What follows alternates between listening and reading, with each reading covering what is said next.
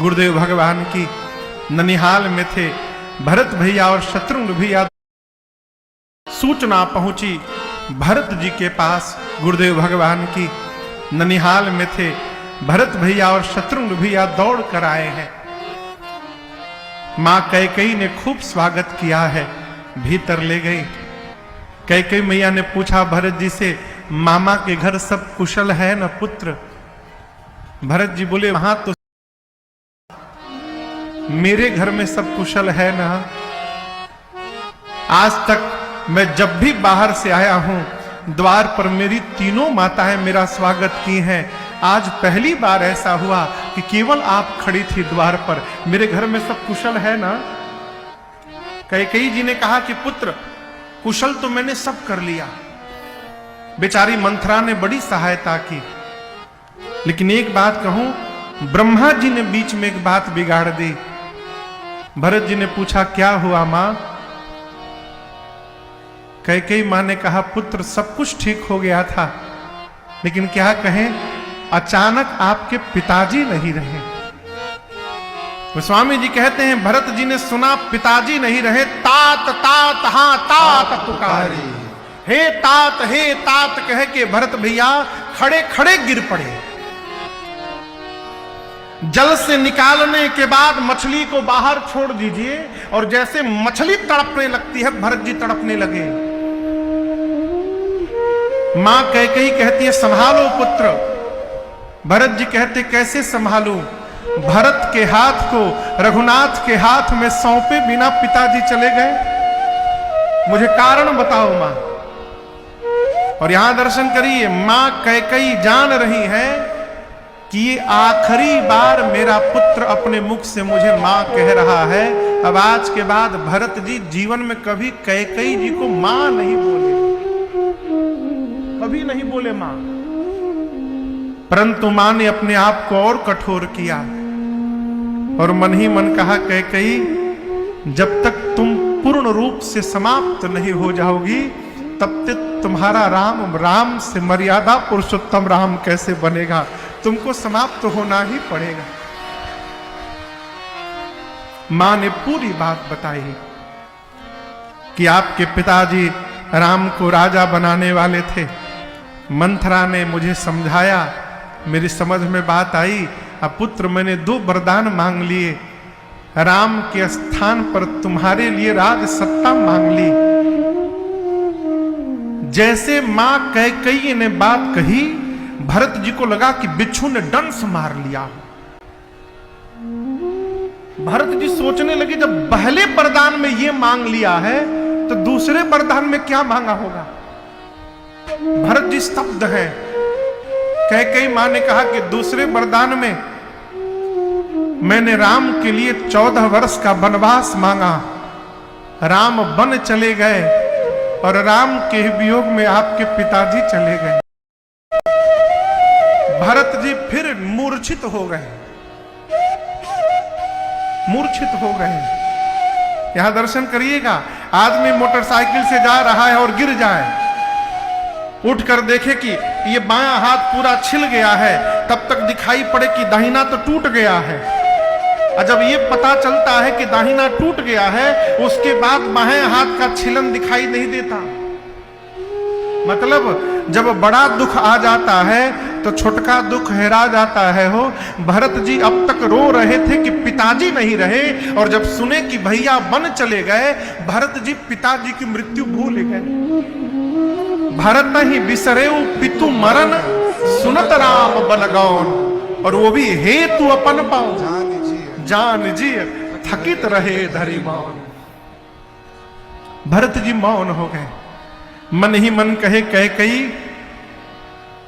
तू जो कह रही है वो पूर्ण सत्य नहीं है। पिताजी भैया के वियोग में नहीं मरे हैं। पिताजी चाहते तो प्राण बचा सकते थे, जहां भैया थे वहां जाकर 14 वर्ष रह सकते थे। लेकिन पिताजी जानते थे कि यदि मैं 14 वर्ष जीवित रहा तो इस पापी भरत का मुख मुझे देखना पड़ेगा।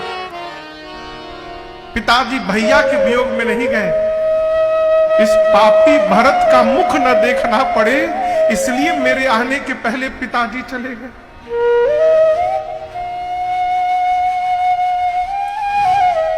भरत जी मां कौशल्या के पास दौड़ कर गए। मां ने भरत जी को देखा, गोद में बिठाया। बार बार भरत भैया मां के मांग को देख रहे हैं और कह रहे, मां को त्रिभुवन मोहि सरिस अभागी गति असी तोरी मां तुझे ला। भरत जी कहते, मां आज तीनों लोक में इस भरत से कोई अभागा होगा जिस पुत्र के चलते मां के मांग का सिंदूर समाप्त हो जाए, उससे कोई अभागा नहीं हो सकता। मां पूज्य बाबूजी कहां है मां? मेरे भैया राम कहां है मां? मेरी मां भाभी कहां है? मेरा भाई लक्ष्मण कहां है मां? मां मैं सौगंध खा के कहता, मैं कुछ नहीं जानता हूं। यदि प्रभु के वनवास में इस भरत की लेश मात्र भी भूमिका यदि है, तो मैं कहता हूं जो पाप गुरु हत्या से लगता है भरत को लग जाए मां। जो पाप माता पिता की हत्या से लगता है तेरे भरत को लग जाए। जो पाप अंक में पल रहे संतान की हत्या से लगता है मुझे मिल जाए। जो पाप भूत की सेवा करने से लगता है वो मुझे लग जाए। जो पाप भगवान से विमुख होने से लगता है मुझे लग जाए। जो पाप गौ हत्या से लगता है मुझे लग जाए। इस प्रकार भरत जी 28 पाप कह गए। 28 पाप कह गए। मां ये सभी पाप मैं लेने को तैयार हूं यदि भैया के वनवास में मेरी तनिक भी सहमति हो। मां मैं कुछ नहीं जानता हूं। कौशल्या मैया ने कहा, भरत जिस सूर्य के आने के बाद पुत्र अंधकार समाप्त होता है, यह संभव है कि किसी दिन अंधकार ही सूर्य को समाप्त कर डाले। यह संभव है, हो सकता है। ज्ञान होने के बाद भी मोह समाप्त न हो, यह भी हो सकता है। जल से निकलने के बाद भी मछली मरे नहीं, जीवित रह जाए, यह भी हो सकता है।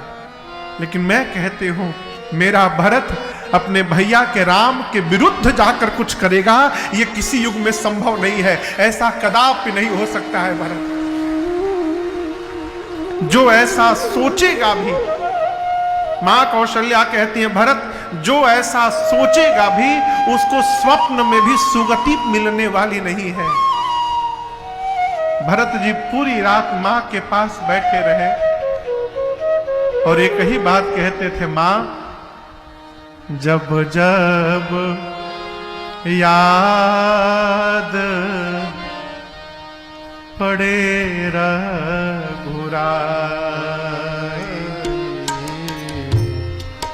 जब भैया गए तो पांव में कुछ पहने हैं ना मां? कौशल्या जी ने कहा, नंगे पांव गए। भरत जी और छटपटाने लगे। कहते, मां आप लोगों ने विचार भी नहीं किया है? आप एक बार भी सोचते उनके बारे में? भरत जी पूरी रात मां कौशल्या के ही पास बैठे रहे। प्रातःकाल गुरुदेव भगवान आए। सरजू जी के तट पर चंदन की लकड़ी की चिता सजाई गई और गुरु आज्ञा प्राप्त करके भरत भैया ने पिताजी को अग्नि दिया है। दशकात्र कर्म पूर्ण हुआ, त्रयोदश संस्कार पूर्ण हुआ है। यहां आपको मैं निवेदन करूं, गुरुजी एक प्रकार से करने के लिए कहते थे तो भरत जी उसको 1000 प्रकार से करते थे। श्राद्ध कर्म श्रद्धा से करनी चाहिए। श्रद्धा शब्द से ही श्राद्ध शब्द की उत्पत्ति हुई है। वो कर्म जाने वाले के प्रति हमारी श्रद्धा को प्रकट करता है, बताता है। और दूसरी एक प्रार्थना मैं करूं आपसे, श्रेष्ठ के प्रति श्रद्धा जाने के बाद में करिए। जब तक वो जीवित है तब तक जितना करना चाहते हैं कर लीजिए। जीवित रहते जो श्रद्धा करेंगे वही आपको फलीभूत हो।